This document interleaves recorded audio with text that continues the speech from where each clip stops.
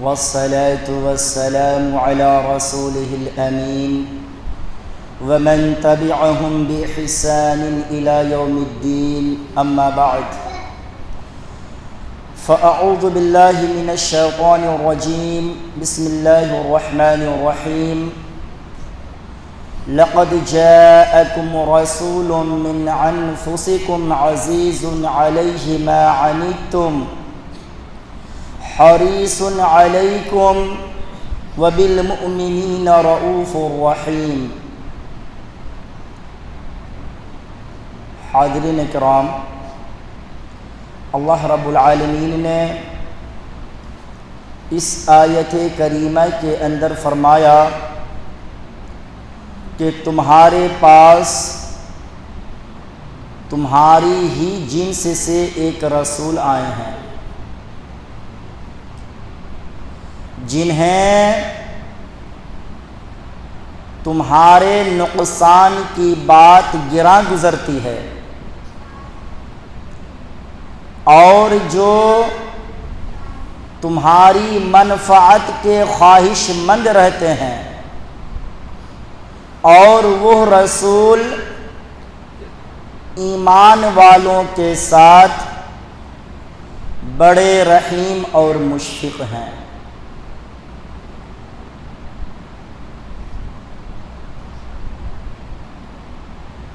میرے بھائیوں، رسول اللہ صلی اللہ علیہ وسلم کی زندگی تمام مسلمانوں کے لیے اسوہ اور نمونہ ہے۔ اب اگر کوئی شخص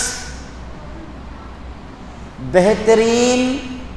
تاجر بننا چاہتا ہے تو اسے رسول اللہ صلی اللہ علیہ وسلم کی زندگی کو دیکھنی چاہیے۔ اگر کوئی شخص کسی کی غلطی کو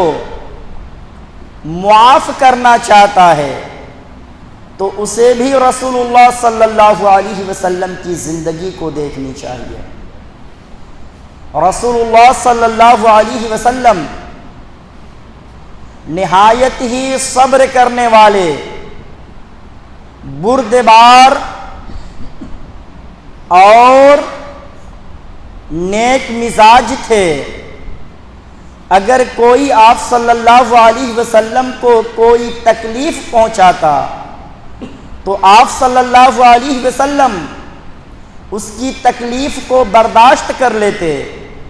اور اسے معاف کر دیتے تھے۔ جب ہم رسول اللہ صلی اللہ علیہ وسلم کی سیرت طیبہ کا مطالعہ کرتے ہیں تو پتہ چلتا ہے کہ رسول اللہ صلی اللہ علیہ وسلم نے قدم قدم پر اپنے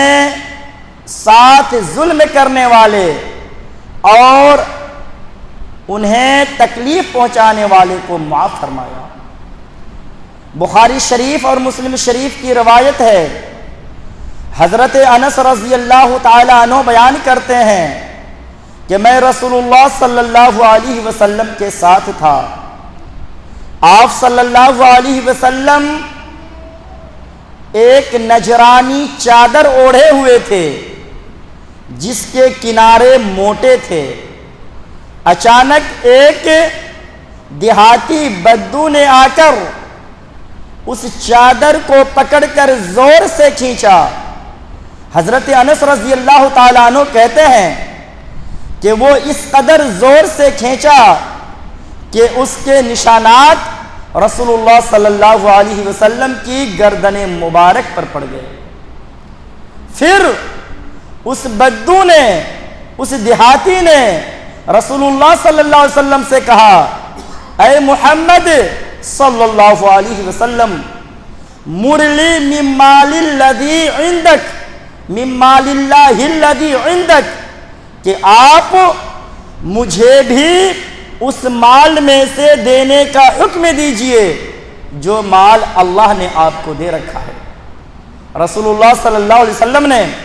اس کی طرف دیکھا اور دیکھ کر مسکرا دیے اور آپ نے کہا کہ جو مال اللہ نے مجھے دے رکھا ہے اس میں سے اسے بھی دینا۔ میرے بھائیوں، غور کرنے کا مقام ہے، اگر اللہ کے نبی جناب محمد صلی اللہ علیہ وسلم کی جگہ ہم میں سے اگر کوئی ہوتا تو ظاہر سی بات ہے اس کے جذبات جوش میں آ جاتے اور وہ لڑنے مارنے پر تل جاتا،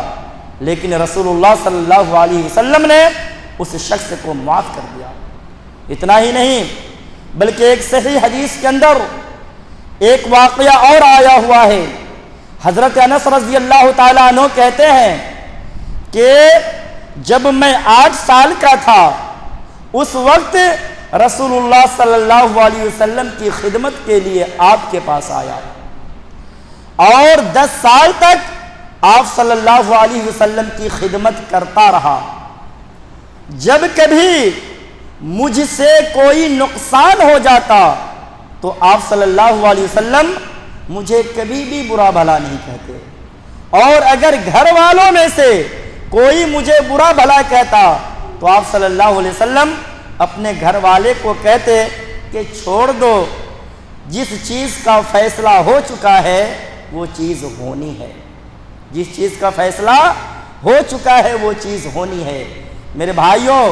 آپ صلی اللہ علیہ وسلم کے معاف کرنے کی گواہی کون دے رہے ہیں؟ حضرت انس رضی اللہ تعالی عنہ، جنہوں نے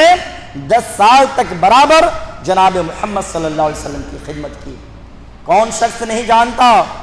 کہ جب مکہ فتح ہوا اور آپ صلی اللہ علیہ وسلم اور صحابہ کرام فاتحانہ مکے کے اندر داخل ہوئے، آپ صلی اللہ علیہ وسلم کے سامنے وہ سارے لوگ موجود تھے جنہوں نے آپ کو، آپ کے صحابہ کرام کو تکلیف دی تھی، مذہب اسلام کو مٹانے کی کوشش کی تھی، آپ کے اور آپ کے صحابہ کرام کے راستے میں کانٹے بچھائے تھے۔ اگر آپ صلی اللہ علیہ وسلم چاہتے تو ایک ایک سے بدلہ لے سکتے تھے، لیکن قربان جائیے جناب محمد صلی اللہ علیہ وسلم پر آپ نے اس وقت یہ اعلان کروا دیا اور یہ حکم صادر کروا دیا کہ جاؤ، جا کر مکے کی گلیوں میں کہہ دو کہ اے عورتوں، آج تمہیں بیوہ نہیں بنایا جائے گا، جاؤ مکے کے بچوں سے کہہ دو کہ آج تمہیں یتیم نہیں بنایا جائے گا، جاؤ مکے کی دوشیزاؤں سے کہہ دو کہ آج تمہارے دوپٹے نہیں اتارے جائیں گے۔ اور آپ نے کہا کہ جس نے میرے راستے میں کانٹے بچھائے تھے آج اس کے راستے میں پھول بچھائے جائیں گے۔ میرے بھائیوں، اتنا ہی نہیں بلکہ آپ نے کہا کہ اذهبوا لا تثريب عليكم اليوم اذهبوا فانتم الطلقاء، کہ اے لوگو آج تمہارے خلاف کوئی کارروائی نہیں کی جائے گی، جاؤ تم سب کے سب آزاد ہو۔ یہ پروانہ معافی کا کس نے سنایا تھا؟ رسول اللہ صلی اللہ علیہ وسلم نے سنایا تھا۔ میرے بھائیوں، ہم بھی آپ صلی اللہ علیہ وسلم کی امت میں ہیں، ہم بھی آپ صلی اللہ علیہ وسلم کا کلمہ پڑھنے والے ہیں، لہٰذا اگر ہمارے ساتھ بھی کوئی شخص نا انصافی کرے یا ہمیں تکلیف پہنچائے یا ہمیں پریشان کرے تو ہمارا بھی یہ حق بنتا ہے کہ ہم پریشان کرنے والے کو، تکلیف پہنچانے والے کو معاف کر دیں، جس طرح رسول اللہ صلی اللہ علیہ وسلم تکلیف پہنچانے والے کو معاف کر دیا کرتے تھے، کیونکہ جو شخص کسی کو معاف کر دیتا ہے اللہ تبارک و تعالی اس سے بے انتہا خوش ہوتا ہے، اور کل قیامت کے دن اللہ تعالیٰ اس معاف کرنے والے کو بھی معاف کر دے گا۔ رب العالمین سے دعا ہے کہ وہ ہم سب کو عفو درگزر اور معافی سے کام لینے کی توفیق عنایت کرے۔